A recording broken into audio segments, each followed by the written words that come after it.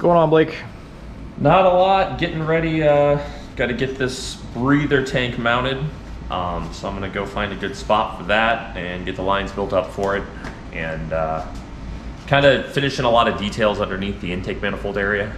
I'm gonna get that put in soon, or get that put in, yeah, hopefully soon. And trying to get all the stuff that's a real pain in the neck to reach when it's in place.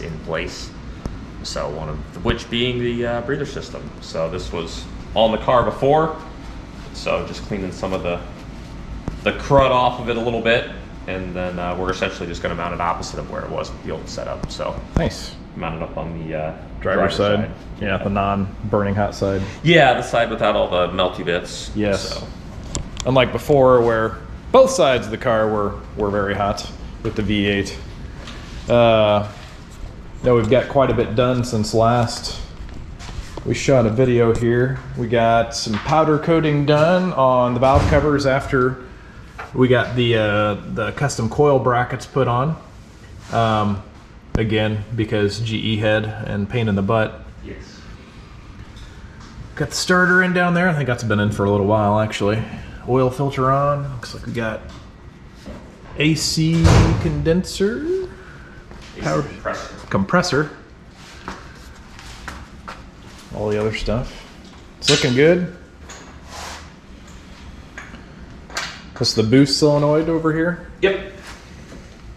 Nice. Very good, very good. Yep, it's lots and lots of little details. It takes, unfortunately, a very large amount of time. Yeah. But that kind of just this is the part of the build that there's a lot of stuff going on, but it may not look like there's a lot of stuff going on. Looks like we got the beginning of a power steering reservoir there to hold the power steering fluid. Yep, and there's this line needs finished up, but this is the start of the high pressure power steering line. So okay, awesome. We'll have another -6 that'll be the low pressure side. Very cool. We got drive shaft ordered and delivered and installed in the car. Yep. Sounds like that ended up fitting up perfectly, you said? Yeah, no surprises there, so that's good news. Yeah, it's a good thing.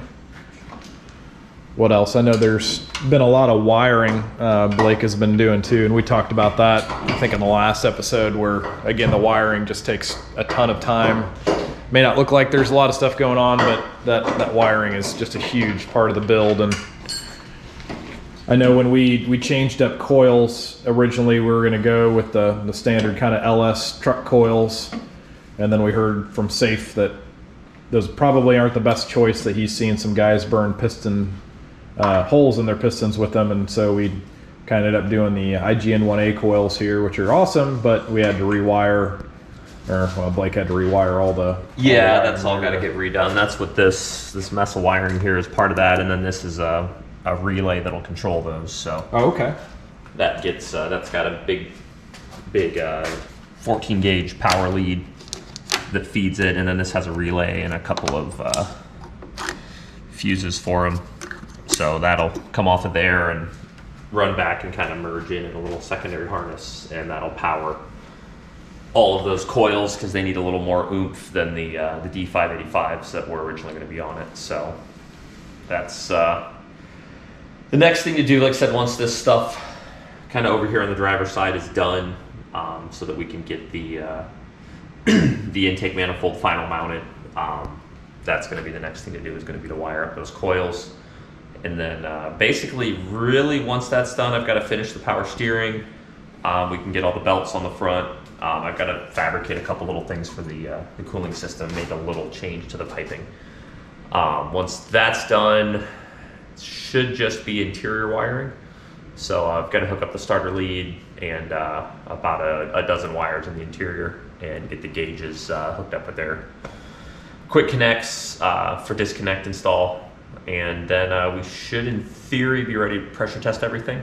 I'm finishing a bracket for the oil dipstick, getting that going. So like I said, lots of little details, but we're making making pretty good progress. Once that stuff's done, it should, in theory, be ready to fire up and see if it'll go. It's the idea anyway. Yeah, that's exciting. Knowing that we're theoretically probably a matter of, I'm guessing, just weeks at that point. Yeah. To maybe actually making noise with all this after. I was thinking about it, I'm like, man, we've been working on this thing for almost, not quite, but almost a year and a half now at this point. Right. So it's a lot of work that we get to see actually do some stuff. I talked to Justin May from Indiana Muscle Car, who tuned the car last time when it was the Turbo LT1, who will be doing the dyno tune of it this time, and just keeping him in the loop. And I told him pretty much we were thinking probably springtime before we're ready for a full dyno tune. We're just taking it as it goes, but right now I think we're probably gonna get it so we can fire it up, maybe barely move under its own power, and then at that point we're guessing that'll probably be about the same time we'll be moving it back to my barn and move it over there and do the little final finishing details over the winter and get it ready to be driving by springtime. And then in springtime we can drive it around, make sure the clutch is broken and get some miles on it, make sure nothing leaks, everything's good to go, and then we can turn up the boost and give her to Justin and get a full dyno tune and see what it'll do power wise. Think we've got all the fluids now. I brought over some transmission fluid for those with T56s from Tremec or Magnum. I asked them what fluid they recommended, and they said it's only been tested for Dextron 3 basically, or the Mobil 1 synthetic ATF. They said there's a lot of other fluids that are good, that'll probably work, but those are the only ones that they've approved to work. So I just bought the better of the two, the Mobil 1 synthetic ATF. We got coolant, we got crap load of oil. Obviously it doesn't take that much oil, but we're gonna fire it up, get an initial fire on it, do some braking instructions per safe, and then we'll be doing a quick oil change. So want to have everything ready to go. Power steering fluid, we got diff fluid I think in the hatch for the diff. I think that's all the fluids, so we should be good with all that stuff. This is the engine coolant temperature sensor, and we switched to a Haltech one instead of what this is, so I've got to change that to a different plug that doesn't fit. So little stuff like that. And then I'm getting like I said, the layout for the power steering reservoir sorted. Once we get a little bit of that stuff done, then the intake manifold can get final installed, and I get the last stuff to get the power steering pump installed, and I change the alternator pulley. But once that's all done, we should be able to put a belt on it and then start get the cooling system mounted in. And like I said, I've got to refabricate a little bit of this pipe right here, kind of minor stuff. Okay. We'll get that in, and I gotta find somewhere to shove this that'll fit, and it won't fit quite where I wanted to put it. So I don't know. Last time on the car, it actually wasn't straight up and down. It was almost at an angle. Yeah, to get out of the way. May have to do that again. In the similar, yeah, space is kind of tight over here. So, and unfortunately, space is kind of tight over there too. So yep. We'll figure out something for it. Still more room than the V8 turbo setup I had on before, but there was almost no room with that at all. So even with this, you're talking tight fitting, but still better, but still not big enough where you can just start putting large items with room to spare everywhere. Yeah, if need be, it'll go up in the wheel well or something. Okay. There's a few options. There's some place we can jam it. I'm sure we can stick it down up under here, behind the bumper, or okay, something, and just run a little bit longer lines. Not a big deal. It's just a breather for the valve covers, so it's not. Yeah. It shouldn't be. Distance from the engine doesn't really matter. Cool. So. Well, looking forward to seeing some more parts on it when we can. I know that it's just going to come when it comes. We got some of the tubing powder coated as well. When we redid the valve covers, I went ahead and had the charge piping done as well, and powder coating, and it's all wrapped in plastic, and we'll just wait until that's on and we can see stuff, see how it turns out. But I think it's going to match up good for the satin black that was the theme we were talking about going with. There's going to be a couple things I want to do over the winter. One of them I think is going to be to repaint my front bumper. The rest of the car is not perfect. I mean, it's a driver car. There are small flaws in it. I think these scratches were there when I bought it all the way back in October 28th of 1999. But for the most part, the car is in really good shape. And the front bumper, it's just got some flaws in it. Like, it got a little bit of cracking in the paint there. There's a small gash in the front. There's a little bit of spider webbing down on that side, so I'm probably just gonna have it repainted since it's the winter time and I can. Other things, I've got these clear turn signal covers I changed from the factory ones to those clear ones. I bought some eBay units to kind of match with the reflectors in the back, so I'll be changing those out today. And I think that'll probably be it for appearance-wise for the car, at least on the outside. Blake, is there anything else to add? Anything kind of coming up, or? Mostly it's a lot of kind of boring detail work. I'm getting the turbo oil drain put on right now, and I got to get the cooling pipes down under there, so I got to mock up the radiator, and then I can put the charge pipe on. The good news is a lot of the stuff that we've got right now is stuff that's coming in for installation. It should stay. I've got this sweet engineered chunk of plastic to plug this O2 sensor hole. Need to go get an O2 sensor plug. But yeah, except this is the part where, you know, you're spending hours doing little tiny stuff that doesn't necessarily show up as super visible. You know, like wiring this up. Well, you've got to add a riv nut, you've got to modify the bracket slightly to get this to all fit perfectly, and then you've got to install all the brackets for all the clips to hold all the wiring and finish the wiring and finish the heat shrink and mark and test and label it all. And same thing, there's a riv nut here to mount this. There's going to be more riv nuts over there. Moving the line locks, so that's in process of getting moved. Yeah. I think I talked to Sean about coming over maybe next weekend if possible, and maybe helping with some of that stuff, and I'll come too. So we'll help you out with what we can. But yeah, so it's a lot of little stuff that takes a long time. It's not necessarily exciting, but it's all the stuff. Like I said, all these little clips and brackets and getting everything wire managed and controlled so that things stay where they're supposed to stay. Like I said, it's a lot of the difference between what makes a car running and what makes a car reliable. Like I said, unfortunately, it's kind of a tedious, slow process of just marking stuff off the list. So it's kind of where we're at. Like I said, I'm trying to get the last of the stuff on this side done. That lets us put this charge pipe on and then get everything under the intake done. Yeah. Because it's a lot easier to do while the intake's sitting on the floor. Oh yeah. So,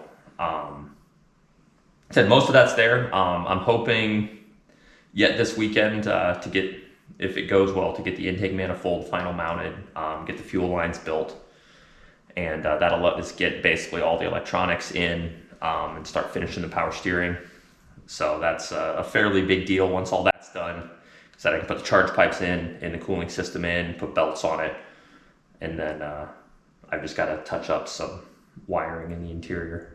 Cool. And I say touch up. It's a fairly good amount of wiring left in the interior. Touch up. I mean, like all those crazy custom gauge I got. Yeah, each and every single one of them plug in. It's a lot of stuff. Yeah, there's a lot of stuff there. So, but once all that's done, except then we'll test all the sensors, make sure everything reads correctly, and we should be able to put some fluids in the motor and the transmission, and see if it'll fire up. That may, there's a whole nother set of challenges that come with that. So I've had good luck with Haltech so far. Yeah. So basically, as long as the mapping's there and all of our triggers read like they should, there's really, I think really to run the engine, you only need two sensors. You just need the crank sensor down here and then the cam sensor in the back there. As long as both of those read correctly, it should run. As long as the ECU knows where the engine is, everything else is kind of... Yeah.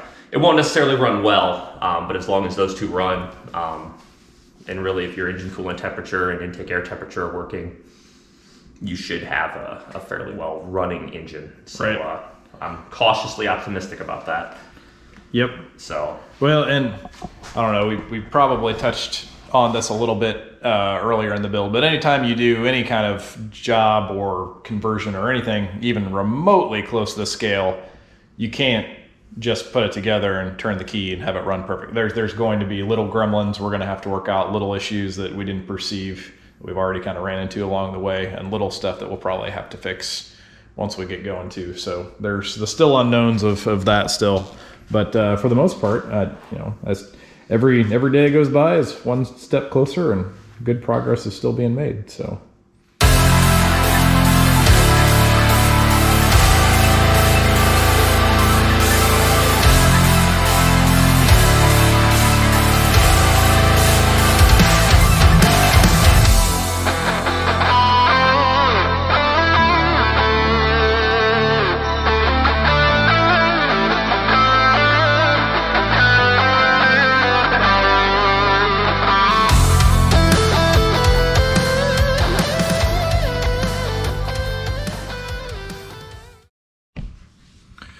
So as I've been pulling out this side reflector here, I've noticed that the factory one had been broken.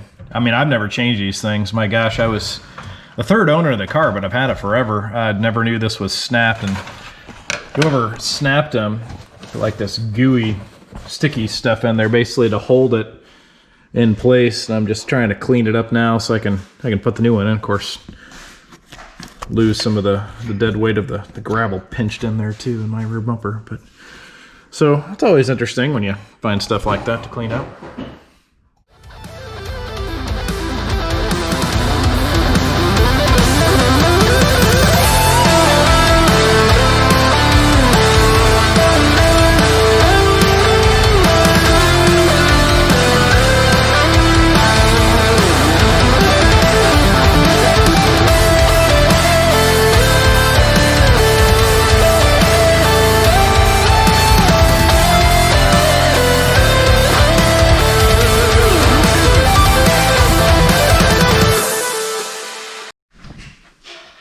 Okay, so this side wasn't broken, but that one went in a little bit easier than the other one, but I think it looks better. Definitely matches more of the theme I have with the more subdued color combo instead of having the red just stick out there. I think it looks better. The other side turned out pretty good too, I think. So, yeah, I like it.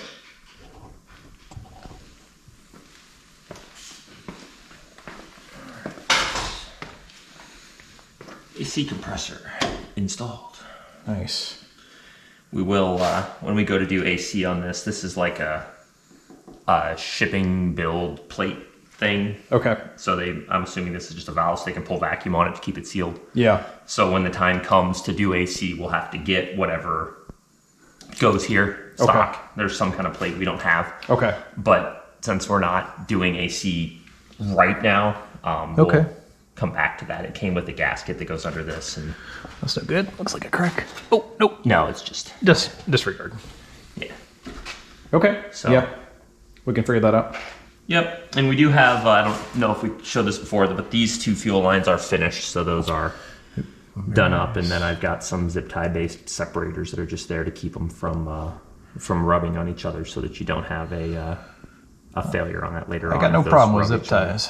No, they work really good. I like these for little wire separators. Like I said, you can't see that when it's installed anywhere. Maybe we put some billet ones on it, but meh. It's invisible anyway, so there's no need to be unnecessarily fancy. Nope, I think those look just fine. But it solves the risk, since one of those is braided stainless. It'll abrade the other line. Yeah. So, and again, fire bad. Yes, so, fire bad. Prefer not to coat the starter in ethanol. Right. Although it would probably cool the starter. Like, I feel like ethanol cooled starters might be the future of automotive. It's very possible. You remember those Ford Lightning trucks from the 90s? Oh, they use the AC. Yeah, they use the AC to give it a charge. So you know what? Yeah, cooling things. There's still some systems out there that do that. Really? Yeah, there's still a few companies that do the super coolers, I think they call them. Huh. But yeah, it uses the AC compressor to like super cool coolant for the intercooler. It's kind of neat. That's pretty cool. Yep. And when we're not working on it in the garage, we're usually doing something like this. Grabbing miscellaneous bolts that's for the power steering. Power steering. Yep.